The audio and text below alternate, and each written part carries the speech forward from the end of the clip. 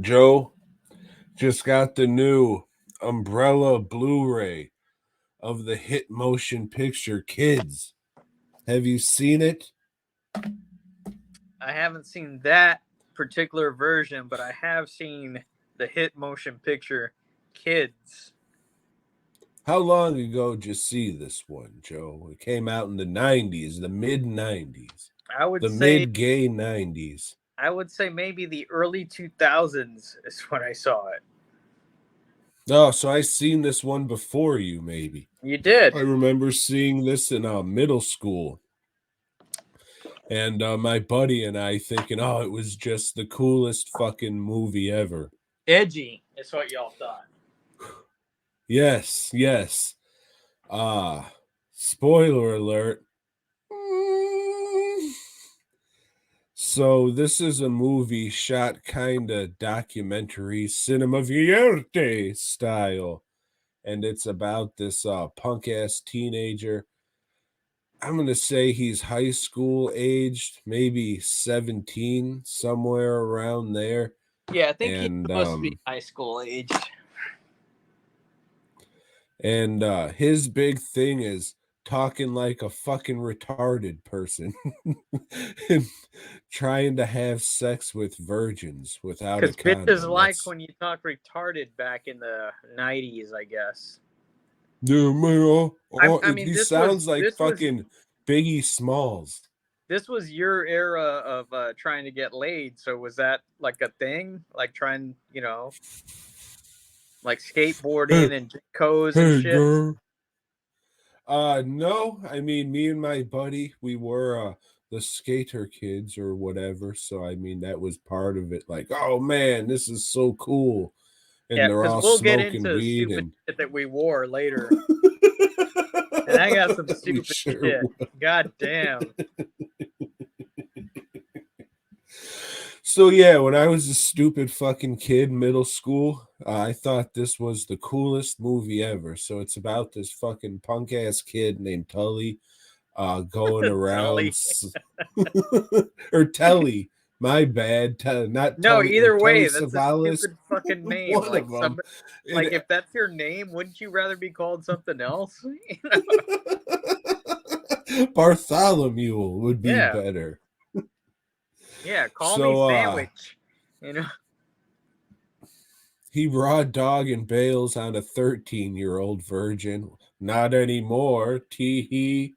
His super cool buddy Casper is waiting outside for him on the The stoop. friendly ghost. Mm,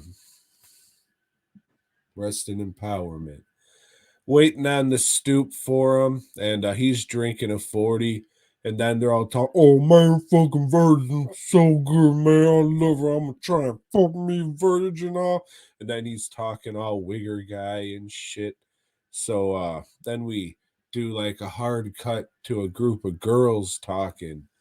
And they talk their womanly things, knitting and housework and what have you.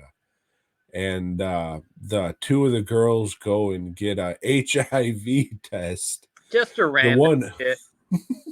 well, they're New That's York something kids. girls They do. have to. Just on occasion, like, hey, let's go get HIV test. Yeah, let's go, girl. Huh? I've got it. Sadly, the girl who only slept with one person, Tully, in fact, does have it. And that's when you find out that Telly or Tully, whatever this fucking idiot's name is Teletubby. just Teletubbies going around giving all these 13-year-old broads AIDS and shit. And it's like a race against the clock for, I think her name's Jenny, to find Tully before he could plant his seed in another unsuspecting victim. And it's just a bunch of kids doing drugs and having sex. You could tell me a Victor Salva or Brian Singer directed this, and I'd believe you because there's so many shirtless young men in this movie. Felt kind of weird, and it was an embarrassment watching it this time around. It Well, was almost like this was some kind of weird kitty, well, not the cat, but the KIDDI thing. And yeah, But back in the At the day, you loved it, time, right? yeah. Back in the day, this was a good one. Now, like, I really did feel embarrassed. I was just like, I hope Lori doesn't wake up and find me watching this fucking shit. Who's Yeah, that guy Casper just fucking this chick, with their legs up in the air? Yeah. that's not just fucking this chick, that's rape, Joe. Right. Yeah. So Jenny tries to find what's his name, Teletubby, but he's already in the middle of doing the deed. And since she's on drugs, since she's a New York kid, why wouldn't she be? She just passed. They have this party in the movie, and it's all just like a bunch of 15-year-olds and fucking, there's like some 10. They're just all doing drugs, and we'll get to it. But yeah, this I can't recommend anybody fucking go watch this or have anything to do with it. At the time, it was, oh, this is so edgy and cool, but now it's just some fucking wiener kid try hard bullshit. And we'll get into that a little more, Joe, because there was an actual bonus feature on this Blu-ray, What? and it is a feature-length documentary A full called feature length documentary? Yep. And it was called We Once Were Kids, or We Were Once Kids, something very clever like that. And it's pretty much talking about the lives of Casper and the weird looking black dude from the So when movie. did I think they make this documentary, this follow up, I guess? a couple years ago, I'd say. So I'm guessing they're not talking to Rosario Dawson because she's like a star No, now. Joe. Okay. No. They're not talking to any of the stars from the movie, like the ones who are actual actors, Mm-hmm. not talking to them. Casper and Howard, I think his name is, or something. Harold. Yeah. Casper and Harold are not talking to them because we find out they're dead. But they have like the B and C team skater kids, like they're the ones who are being interviewed and shit. Mm. And they kind of tell the story of Casper and Harold, because they started out as like a skateboard, like a group of skateboarding friends and shit. And then and then this old 50-year-old man who looks like that "Hello, fellow children" meme with Steve Buscemi, he walks in and starts buying them drugs and alcohol, according to this documentary, and starts taking pictures of everybody and hanging around them and all this kind of shit, going to their parties and stuff like that. Joe, you're a 50 some year old man. Mm-hmm. You're gonna hang around a bunch of 15-year-old skateboarders, buying them drugs, getting them booze, and taking pictures of them and shit. No, because I'm not a fucking pedophile, you know? Are you calling Larry Clark, the director of the hit motion picture Kids? Well, if that's what he's doing, I guess he's a fucking pedophile. Well, I don't think he is, because that was never said or brought up, and I don't think you think he is legally. But yeah, that's what they said he was doing He's in allegedly, the as they say. that's what this documentary claims he was doing. And then he got in with the kids, and so did this writer who was a young guy who Larry was hanging out with, called Harmony Kareem or some stupid shit like that. And this guy looks like a fucking goofball. He was in the movie and shit. He looks I like the always thought that wienerest was a of wiener chick kids. because, No. this Harmony still makes movies like Spring Breakers and shit like that was a Harmony movie, but I honestly thought that was a chick.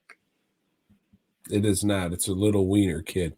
Well, he's probably a little wiener man now because this movie was 30 some years ago, Joe.